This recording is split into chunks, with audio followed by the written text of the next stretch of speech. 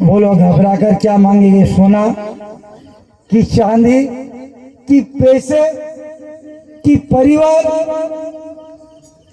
अचानक अगर ईश्वर खड़ा हो जाए तो हमको पूछे कि बेटा क्या मांगोगे, तो हो सकता है कि पहला नंबर तो पैसे का ही आ जाए हमारा।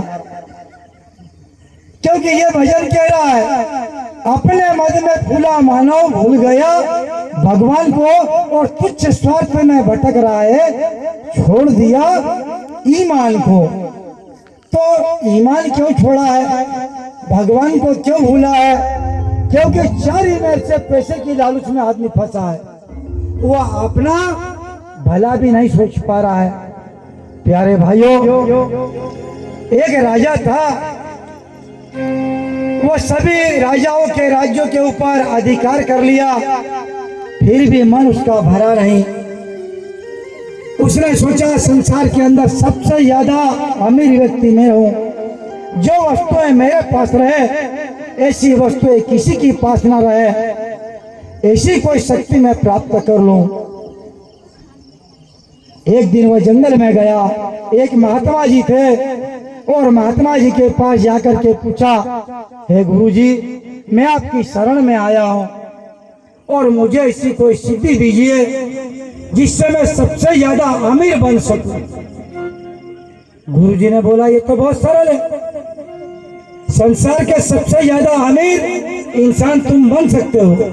मैं आपको एक मंत्र देता हूँ और यह मंत्र का जाप करना, ईश्वर आपके सामने स्वयं आके खड़े हो जाएंगे और बोलेंगे, बेटा क्या मांगना चाहता है मांग ले, फिर आपको जो लगे वो मांग लेना। उस राजा ने तपस्या की, खाना पीना सब कुछ छोड़ दिया, क्योंकि अमीर बनने की लालच थी, सब कुछ छोड़ दिया और भगवान का जप करने लगा।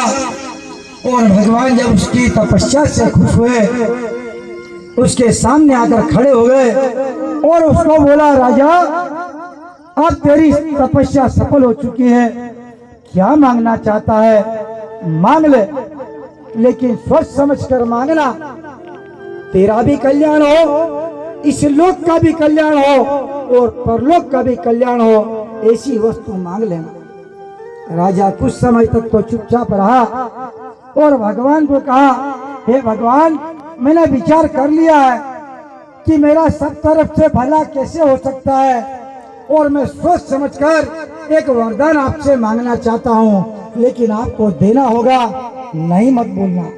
भगवान ने बोला, तो जो मांगेगा मैं दे दूंगा। प्यारे भाइयों, उस राजा ने कहा, मुझे ऐसा वरदान दीजिए गुरुजी भगवान कि मैं जिस वस्तु को हाथ लगाऊं वो सोने की बन जाए। भगवान ने कहा, तथास्तु। आप भैया खुश हो गया, ये पाइप को हाथ लगाया तो पाइप सोने का बन गया। घर के अंदर खिड़की आती, खिड़कियों को हाथ लगाया तो सोने की बन गई। जो द्वार बड़े बड़े लोहे के थे, हाथ लगाया तो सोने के बन गए। राजा बहुत खुश हुआ कि इतनी बड़ी बड़ी खिड़कियां सोने की किसकी होगी, इतने इतने बड़े द्वार सोने के किसके होंगे। संसार में सबसे ज्यादा अगर अमीर व्यक्ति हूँ तो मैं हूँ।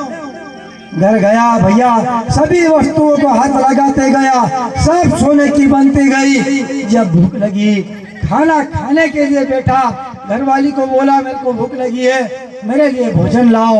और जब उसकी घरवाली भोजन लेकर आई तो भोजन की थाली में जो भोजन रखा था, जैसे ही हाथ लगाया सोने का बन गया। भोजन भी सोने का हो गया, थाली भी सोने की हो गई। प्यारे भाइयों, उसने क्या सोचा, ठीक है भगवान मेरे को घुमाना चाहते हैं, लेकिन मैं भी होशियार हूँ। उसने बोला, मैं किसी वस्तु को हाथ ही नहीं लगाना है ना मेरे को, अगर मैं हाथ लगाऊं तो सोने की बन जाए। जितना सोना बनाना था उतना बना लिया। अभी मेरे हाथ को भी एक मार दूंगा, मैं हाथ को खोलना नहीं है। उसकी घरवाली को बोला, भगवान मेरे साथ चाल चल रहे हैं, मैंने एक ऐसा वरदान मांग लिया था, लेकिन उसको अब सदुपयोग कैसे करना है मुझे समझ गिर गया। और थाली में गिरा, अरे थाली में मत गिरना, थाली में मत गिरना।